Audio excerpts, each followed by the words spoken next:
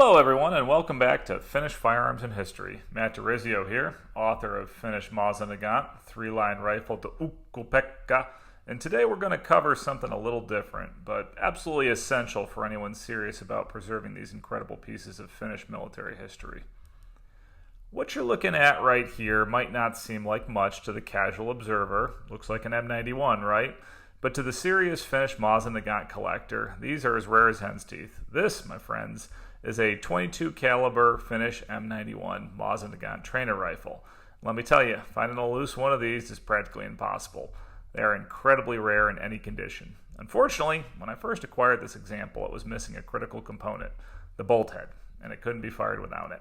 This is a unique part to these trainers, and they're not interchangeable with any other Mosin-Nagant. And just as an aside, the Polish WZ-48 trainers are not Mosin-Nagant rifles. Rodham made them appear so cosmetically, but they're completely different. Anywho, the story starts in 1929 when Tikkakoski was given a contract by the Finnish Army for 1,022 caliber M91 training rifles, with the final delivery occurring in 1932. Once completed, the barrels were delivered to AV-1 for final assembly, AV-1 being Asevarikko 1, or Asevarikko 1 in Finnish, of course. In turn, AV-1 installed the fabricated 22 caliber specific parts for each receiver and supplied the modified bolt assemblies as well. This example was part of that contract. The Finnish Army then issued these 22 caliber training rifles in small quantities to individual units in garrison for training use throughout the 1930s. The idea being that 22 caliber long rifle was a whole lot cheaper than 7.62 by 54R, especially when you had folks with noisemakers running around rather than wasting ammo. Blanks and ammunition's expensive, apparently. So their further use was curtailed during World War II due to the abundance of captured Russian 7.62 by 54R ammunition. After World War II was over, the Finnish Army abandoned having separate 22 caliber training rifles, largely based on the vast quantities of the captured ammunition I referenced earlier, as well as the limited number of surviving rifles. Later on, during the 1950s, the Finnish Defense Forces sold off the remaining 22 caliber trainers from their warehouses to military personnel and as use as props by private theaters and film companies. If you watch the original Tuntematan Sotilas, the Unknown Soldier from the 1950s, they're actually carrying around 22 caliber trainers during that time because they couldn't buy actual Finnish Mosin-Nagant rifles. They were still in Army usage. Anyways, these trainer rifles that were in poor condition were scrapped, and by the late 1960s, Asevarikko 1 had sold off a little over 100 of them, mainly to members of the Finnish Defense Forces. And by 1971, the remaining examples have been gifted out to various museums and collections. So what do you do when a critical part for a rare rifle is unobtainable? Well, sometimes you just have to put on your Infinity Gauntlet and do it yourself. In this case, that's exactly what happened. Now I'm going to walk you through the journey of fabricating this essential piece from a humble chunk of scrap steel all the way to a finished product. And caveat, I am not a machinist, nor do I have the necessary tools in my workshop to make this happen. Thankfully, my good friend Milsurp Fanatic did. Without him, this video and work would not have been possible. I'm going to have a link to his Instagram down in the description. Feel free to check it out. He's an incredibly talented machinist, and I am very, very grateful to him for this project and bringing it to fruition. So let's take a look. Process began right here on the lathe. It started with a piece of what you might call mystery metal, just a scrap of yellow painted steel that happened to be cylindrical. And it went straight into the 3-jaw truck, and the magic of the lathe began. Lathe works by rotating the desired workpiece against a fixed cutting tool, allowing you to precisely reduce diameters and create cylindrical shapes. My good friend and partner for this project, Milsurp Fanatic, carefully turned down the raw stock blank of metal, creating the initial step profile you see here, the basic body and nose of the bolt head. There was also some precise drilling involved to get that central bore perfectly aligned. What emerged from the lathe was this, a beautifully formed stepped cylinder. But as you can see, a bolt head isn't just a simple cylinder. It has some complex features, locking lugs, recess for the firing pin, as well as a firing pin hole. That's where the next stage comes in. With the rounding work done, it was time to move over to the milling machine. And this is where we took that simple cylinder and transformed it into the intricate functional component that it needed to be. You can see some blue on what would become the bolt head here. That's just layout fluid. It helps scribe the precise lines, ensuring that every cut is exactly where it needs to be. For a part like this, it was critical, and there wasn't really any room for error after all the work that had already went and getting this far with the lathe. Mind you, we've kind of speed run this, but this was several hours of work at this point. And the milling machine used a rotating cutting tool like an end mill to remove the material and create those non-centrifugal features. In this case, it was the locking lug that engaged with the bolt body and the bolt connector, as well as a precise slot for the firing pin unit. Each cut needed to be perfectly aligned and dimensioned for the bolt head to safely and reliably cycle. Granted, we're dealing with a .22 long rifle here, but still didn't want it to blow up in my face. Now, once the machining was complete, we had something that looked very much like a bolt head, but anyone who's done restoration work or worked with old firearms knows that machine work will only get you so far. The final critical stage is all about hand fitting. This is where file and some elbow grease came in. This involved refining the contours, breaking the sharp edges, and just ensuring that every surface was smooth and made to the original specifications, as well as just having kind of a critical feel for what's going on and ensuring that the bolt head was going to fit into the receiver while not also taking too much material off of it. It was a slow, delicate dance between, the metal, file, and getting this thing exactly right. And one of the issues we initially encountered was the fact that the .22 caliber M91 Trainer didn't use a wing bolt connector, and I have another .22 caliber Trainer, which is an M27, which does use a wing bolt connector, like the earlier versions of the M27. And we tried putting that bolt into the other receiver with the original bolt head, just changing out bolt heads, and for some reason it wouldn't fit. We got thinking, geez, we need to take more material off this. We took more material off, it still wouldn't fit, and finally you had that great light bulb moment, like, crap, the reason it's not fitting in there is we haven't switched out the bolt connector and we're still using the wing bolt connector. Thankfully, we discovered that before we'd progressed too far with taking too much material off the bolt head. So here's a quick comparison of the different bolt varieties we were talking about, and a little bit more of an illustration of the problem that Milsurp Fanatic and I ran into. When we made the .22 caliber bolt head, we forgot that the template we used had a wing connector, which can be seen here.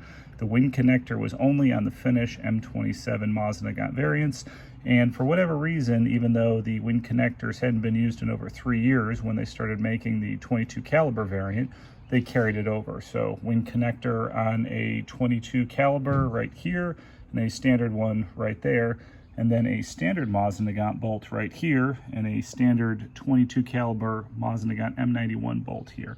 Biggest difference being the wing connector and the lack thereof it on the .22 caliber M91. Got a big jumble of Mosin-Nagant bolt parts going on right here, and up front we have the bolt head for the .22 caliber Mosin-Nagant M91 right here, and within it you have a firing pin.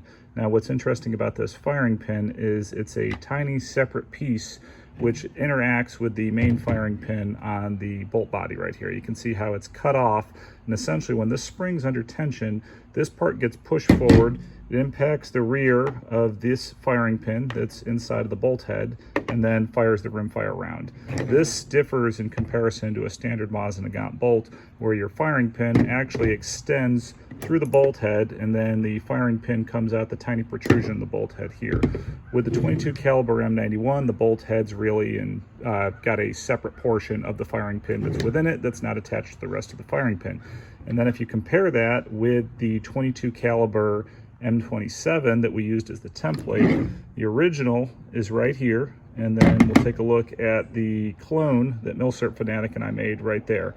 Now you can see that it's a little rougher, but it's completely functional, and the little tiny bolt head just goes inside of it and then works the same way as this one does right here. So all in all, a little bit crude, but entirely functional and does what it needs to do. Another interesting difference between the .22 caliber M91 and the standard M91 is in the bolt connector. So this is a standard M91 Mosin-Nagant bolt connector, common to all models of the Mosin-Nagant for the most part. And then here's the one from the .22. You can see on the .22 that the bottom of the bolt connector actually slides off. And it's done like this, so when it's inside the receiver, the rest of the bolt body will move, but this portion will essentially stay in place and just move back a little bit, and this is where you'll rest your 22 caliber round, which will be directly chambered. Like I mentioned earlier, there's no magazine, it's a single shot, it's loaded directly into the breech. Right here, we've got another comparison shot. So we've got the standard Mosin-Nagant bolt head right here. Firing pin is going to route through that hole right there, hit the primer on the 7.62 by 54R round, compared to the original Mosin-Nagant 22 caliber bolt head that we cannibalized out of the M27 22. And you can see the firing pin extension, for lack of better words, right there. And then here is the copy that Milsurp Fanatic and I made. And you can see that it's a little bit rougher. There's still some grinding marks on it, but it worked perfectly fine when we tested it. So no complaints, very happy to have it. All the measurements were done as closely as could be done with a lathe. And with the drill press and the finished product, I mean, it did what it was supposed to do. Now you can see that there's a fair amount of give within the bolt head, and while it's locked into the bolt body, it moves around a little bit more than you would with a standard Mosin-Nagant bolt head. I don't know why the Finnish designers did this. I think they were just doing the best they could with what they had. I thought this might be unique to the one that Milsurp Fanatic and I made, but when I looked at the original, there's a fair amount of wiggle room in that one as well. I think ultimately it just comes down to it's a 22 caliber long rifle round. There's only so much chamber pressure it's going to generate. If there's a little bit of give in the bolt head, you're not dealing with the same PSI as a much larger round, so they were willing to accept that risk. As for the final result, well, judge for yourself. Take a look. The original factory bolt head, well, I'm not going to tell you which one's which. Just look at it for a second. Well, let's see if you guessed right. The original factory bolt head is on the left and top, respectively, and the reproduction that Milsurp Fanatic and I made is on the right and the bottom of the two photos. And one of the tweaks that Milsurp Fanatic made for this reproduction was a bigger hole for the firing pin and a bigger firing pin itself.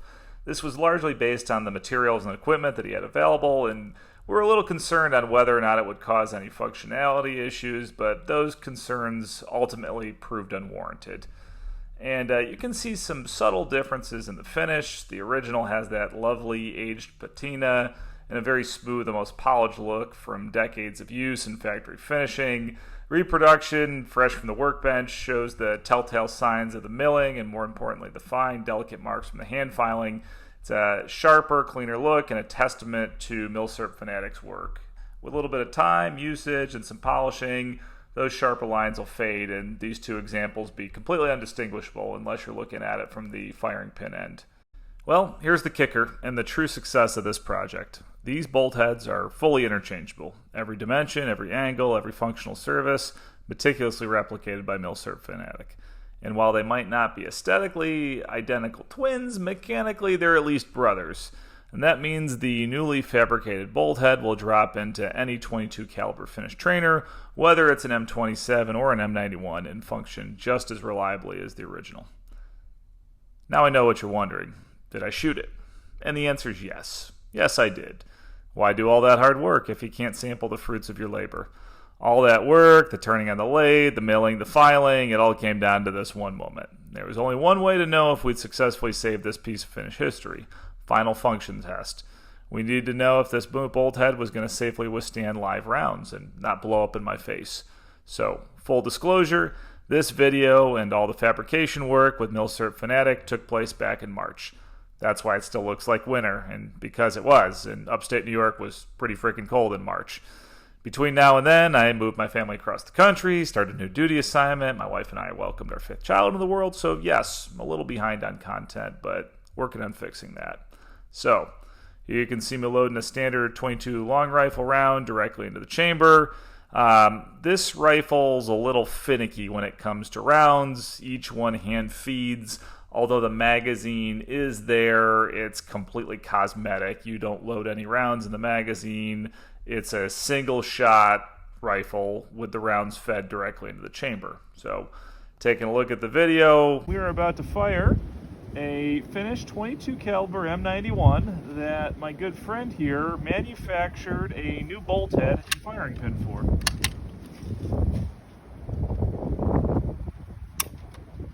Well, that was anticlimactic.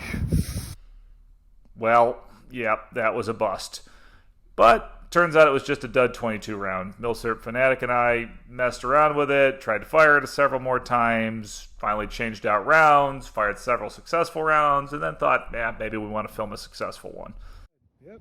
All right, well, here we are again. We had a little bit of issue with our first 22 caliber round. It doesn't seem to have wanted to fire right, but we're going to try it again. We had a success. Of course, we didn't record it, so just to be sure, works just fine. If you're a collector who's ever faced the headache of finding an impossible part, you know how rewarding this moment was for me. Preserving the history of Finnish firearms, learning about them, learning history, learning Finnish, that's what this channel is all about. For me, it's not just about making a part, it's about preserving that history. And man, I bought this 22 Trainer several years ago, came without the bolt head, so ticked off, sat around my collection, thought about getting rid of it. And at the end of the day, I didn't. I kept it around, and I'm happy that I was able to work with Milsurp Fanatic and get this thing fabricated, get it back to an operational status. Because when original parts just don't exist, fabrication is really the only answer you have, unless you want to resort to parts cannibalization. And I'm not a big fan of doing that unless the other rifle's totally bubbled and scrapped out. I hope you enjoyed this deep dive into the making of a truly rare component. Please continue to follow Finnish Firearms and History for more content, and let me know in the comments below if you want a more comprehensive history of Finnish 22 caliber trainers. Please also check out Milsurp Fanatic on Instagram. He's incredibly talented, and I'm very grateful to him for his help with this project. Also, let me know in the comments if you've ever had to fabricate any parts. Love to hear your story, and tell me which Finnish firearms you'd like to see next. Thanks again for watching, and as always, keep history alive.